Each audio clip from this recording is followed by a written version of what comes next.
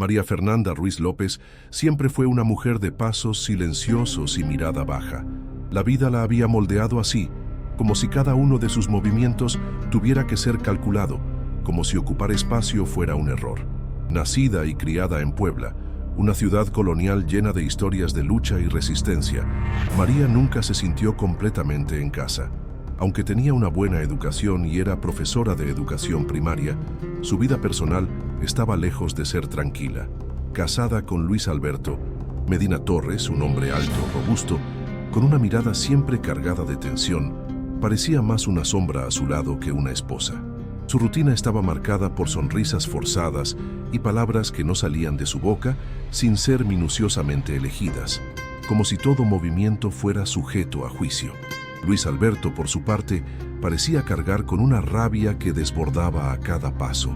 Conocido en el vecindario de San Baltasar Campeche por su temperamento agresivo, la controlaba de manera insidiosa, diciéndole qué vestir, dónde ir y qué hablar.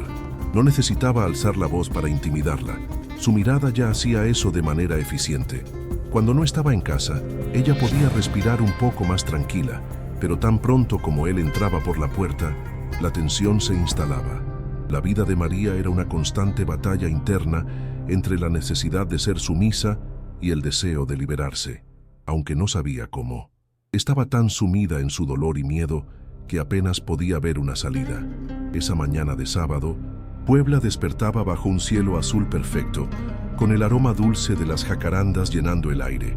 Era una mañana tranquila, pero pronto la paz sería rota. Dentro de la casa, María estaba sentada en la mesa de la cocina, como todos los días, preparando el desayuno. El sonido del agua hirviendo y el aroma del café recién hecho llenaban el ambiente de manera casi terapéutica, algo que la calmaba en las primeras horas del día. Sin embargo, Luis Alberto entró en la cocina como una tormenta.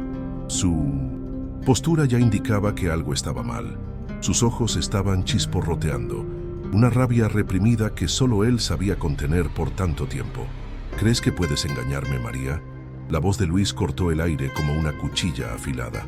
Antes de que ella pudiera responder o entender lo que estaba pasando, él se acercó rápidamente, sus dedos apretando su brazo con una fuerza brutal.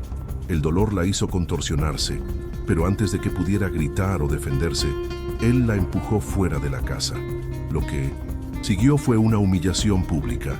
La arrastró hasta la calle, donde los vecinos espiaban por las ventanas, pero nadie hizo nada. Solo observaban en silencio, como si esa escena fuera algo normal. Cuando él la obligó a arrodillarse, el dolor en su cuerpo fue insoportable, pero lo que más dolía era la humillación. Luis Alberto entonces tomó una máquina de afeitar y con un movimiento brusco arrancó su cabello. El sonido de la cuchilla cortando sus hebras era ensordecedor. Cada mechón que caía al suelo parecía arrancar una parte de su dignidad. Ella no entendía lo que estaba pasando. Su mente intentaba protegerse, pero el dolor era tan intenso que parecía físicamente imposible de soportar. Él no se preocupó por el hecho de que ella estuviera caída, con el dolor visible en su rostro. Simplemente se rió y continuó su acto cruel, arrancando no solo su cabello, sino también parte de su humanidad. El golpe final fue cuando le arrancó las cejas con la misma máquina, dejándola irreconocible. Cuando él finalmente se alejó, dejándola allí caída en la calle, los ojos de los vecinos parecían más fríos que nunca. Nadie se acercó, nadie ofreció ayuda, y en el momento en que una patrulla de policía apareció, él ya había desaparecido, deslizándose por los techos como una rata. María quedó allí, sola, caída, con el corazón roto y el cuerpo marcado, sin saber a dónde ir o qué hacer. Pero, en el fondo, algo se encendió. El dolor era insoportable, pero había algo allí, en lo más profundo de su alma, que aún no había sido destruido. Cuando la policía se acercó, se levantó lentamente, pero no regresó a casa. Ya no más. El miedo, la vergüenza, la humillación, todo eso era demasiado para ella. Entonces, con el alma destrozada, caminó por las calles de Puebla sin saber qué hacer. Cada paso parecía un desafío y, sin embargo, algo dentro de ella decía que no podía volver. Así fue como terminó en la casa de doña Lupita, una mujer anciana y viuda que vivía en una casita sencilla en un barrio tranquilo. Doña Lupita tenía manos arrugadas por el tiempo y cabello canoso siempre recogido en un moño flojo. Su mirada, aunque cargada de experiencia, siempre era acogedora. Cuando vio a María en esa condición, su rostro se llenó de compasión, pero no hizo preguntas. Simplemente la jaló hacia adentro y la acomodó en una pequeña habitación, donde el olor a té y incienso llenaba el aire. No había prisa por sanar las heridas de María. Doña Lupita sabía que el proceso sería largo y doloroso, y no quería presionar.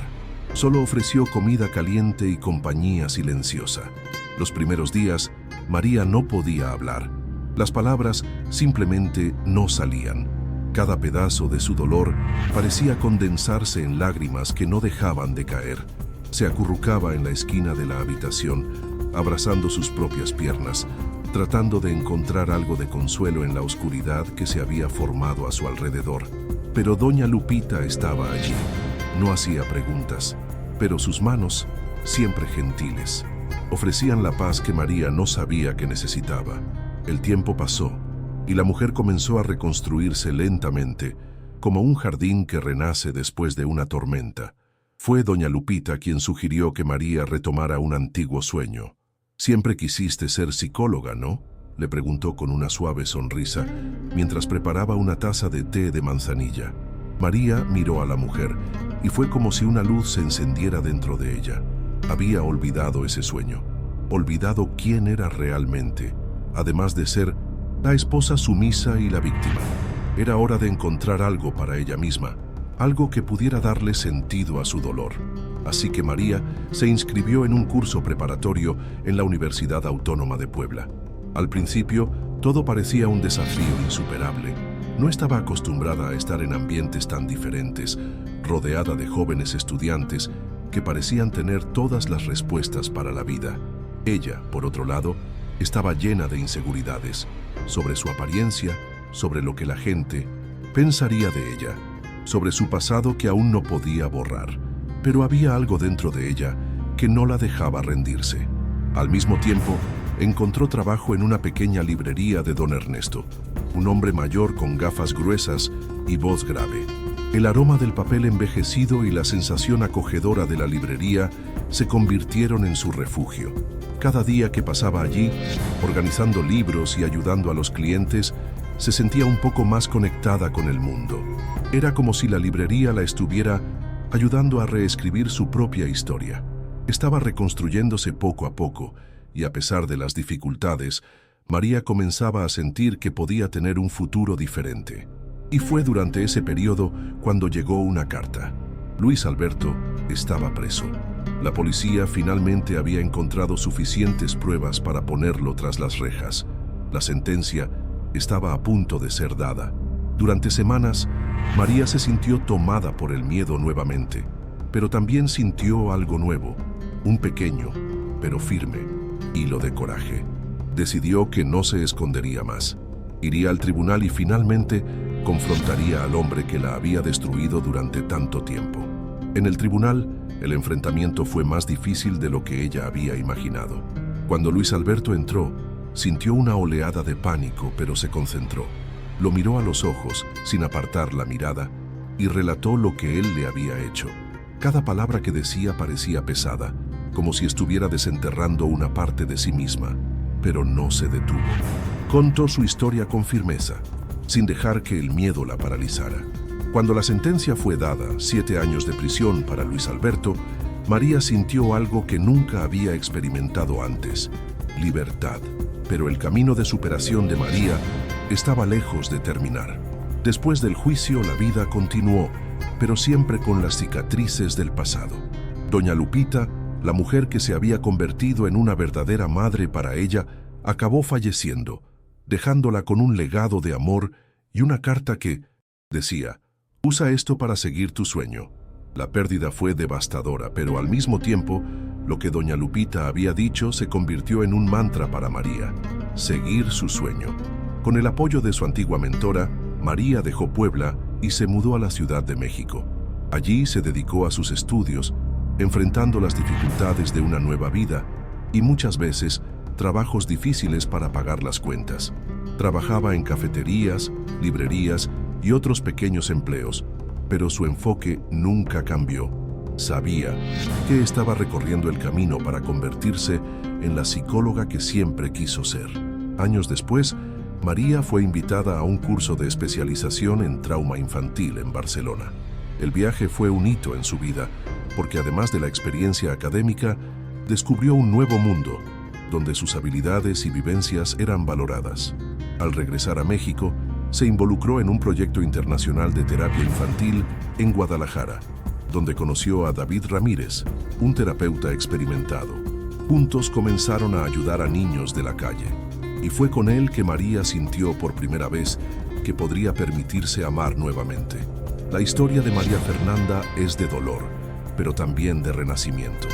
No permitió que el pasado definiera su futuro. Se convirtió en una mujer más fuerte, más sabia y más libre de lo que jamás imaginó que sería. Cuando regresó a Puebla, años después, ya no era más la mujer derrotada de antes. Ahora era una psicóloga reconocida internacionalmente. Compartió su historia en un congreso, no más como una víctima, sino como una mujer que se había reconstruido.